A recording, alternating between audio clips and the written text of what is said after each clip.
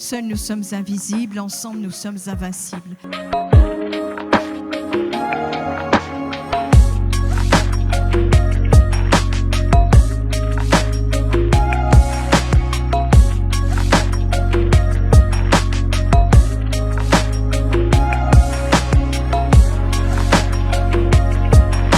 Se regrouper, d'être dans un groupement permet de faire passer des réformes à impact et permet aussi de faire passer des réformes qui sont peut-être moins importantes au niveau macroéconomique, mais qui peuvent être importantes comme la défense au niveau de chaque entreprise ou de chaque secteur, où on peut défendre des positions des entreprises et faire progresser donc les entreprises et le développement économique du pays. Je pense que nos grands-mères, nos mamans, nous ont déjà devancés, n'ont pas attendu les banques pour comprendre que se mettre ensemble permet d'atteindre une certaine autonomie financière. Nous avons tous vu nos mamans participer à des tontines et ça permet aux femmes d'économiser, de faire de l'épargne et de faire face à certains besoins de la famille ou mettre en place un petit business. De manière globale, ce concept de tontine est aujourd'hui institutionnalisé. Et on les appelle les groupements d'épargne communautaire. À Madagascar, il y a près de 13 000 groupements d'épargne communautaire qui réunissent plus de 300 000 membres, dont 75% sont des femmes. Aujourd'hui, ces femmes ont peur d'aller toutes seules. Elles ont compris la force des groupements et c'est extrêmement important qu'elles aient un appui. Je dirais qu'aujourd'hui, les groupements d'entreprises féminins sont vraiment des leviers puissants dans la transformation économique à Madagascar et surtout dans un contexte de vulnérabilité systémique. Pour une femme chef d'entreprise, c'est beaucoup plus facile, en tout cas à Madagascar, d'adhérer à un groupement féminin qu'un groupement mixte. Le fait d'être dans une plateforme purement féminin dans le monde des affaires, ça pourrait rassurer non seulement elles-mêmes, mais aussi leur environnement. Et deuxièmement, je dirais que les groupements patronaux féminins agissent, tels que le GFM, agissent comme des catalyseurs de formalisation et de professionnalisation. Et troisièmement, je dirais que les groupements féminins aussi créent des espaces de dialogue, d'échange, comme celui-ci, comme le Comité mondial qui tourne un peu partout dans le monde.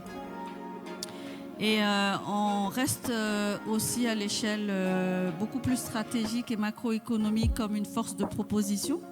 Donc si parfois elles ont des difficultés à défendre des causes ou bien défendre des intérêts à titre personnel en tant que chef d'entreprise, chef d'entreprise, eh bien à travers les groupements, soit elles peuvent solliciter leurs besoins ou leurs craintes ou leurs sollicitations à travers le groupement, soit elles se regroupent à deux ou à plusieurs. Pourquoi nous sommes plus fortes? Parce que notre association est visible au niveau international, parce que nous sommes membres observateurs à l'ONU et au Parlement européen à Strasbourg, et que donc à ces titres-là, nous pouvons faire passer des messages. Avec notre réseau qui est international, nous allons dans les pays à travers le monde. Alors on espère chaque fois laisser des traces, laisser quelque chose, construire quelque chose dans le pays où nous sommes reçus, mais également faire passer des messages, et pas uniquement pendant la journée comme aujourd'hui de conférences, mais par les visites, les rencontres que nous faisons en parallèle. Au début, quand on a créé ce groupement, c'était pas encore aussi connu que ça. Donc c'est là qu'on doit être entouré d'un bon réseau comme le GFM, car grâce à cela, il y a des fois, le GFM est vraiment sollicité de partout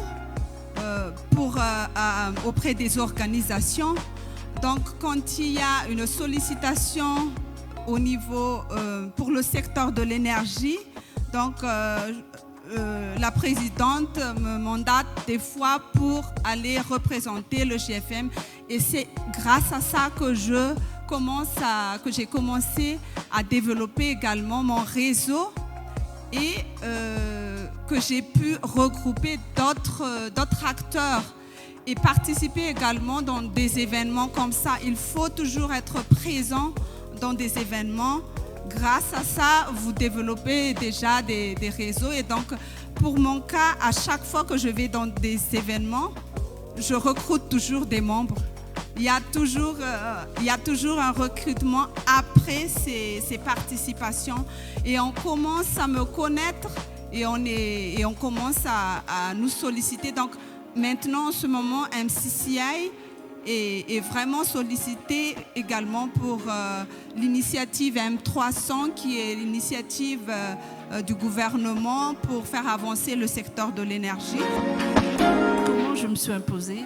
Par mon travail, par mon sérieux, par ma crédibilité. Mais il faut oser, c'est vraiment ça. Ne vous limitez pas, ne dites pas « je ne pourrai pas ». Je peux et je me donne les moyens de pouvoir.